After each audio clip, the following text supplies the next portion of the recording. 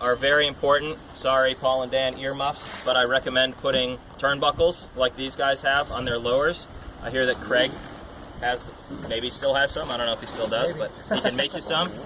And the reason that Paul and Dan don't like turnbuckles on the lowers is because there are there are stories of people over-tensioning the lowers and having the mast invert, so it actually, the top end bends forward and the mast breaks, and that's not good for you or for them.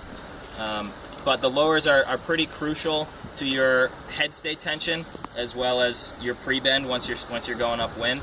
To set them, and you'll see they're very loose, so they're very difficult to measure before you get on the water with visuals.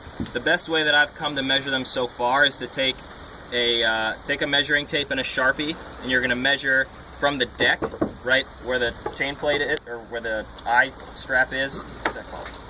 Chain plate. That's it. Right on the deck, and measure up 4 feet on both the upper and the lower. Make a mark there, and then you're just going to bring the lower out towards the upper. This is why it's hard, because some person might rip it, some person might just not quite get it, but until it goes taut, not pulling on it at all, just taut, and measure between the 2 marks that you've made, and that distance should be somewhere between 5 and 6 inches for your base setting. 5.5 is good. If you're pulling a little harder, it'll be 5. If you're not pulling as hard, it might be 6. If you're at 4 or at 7, you want to adjust it, and that'll kind of get you into the ballpark. Did you say 5 to 6 inches? I call it 5.5 inches, right in the middle. And that's in your tuning guide. That is not in the tuning guide. That's a Zeke invention that I'm testing on all of you guys.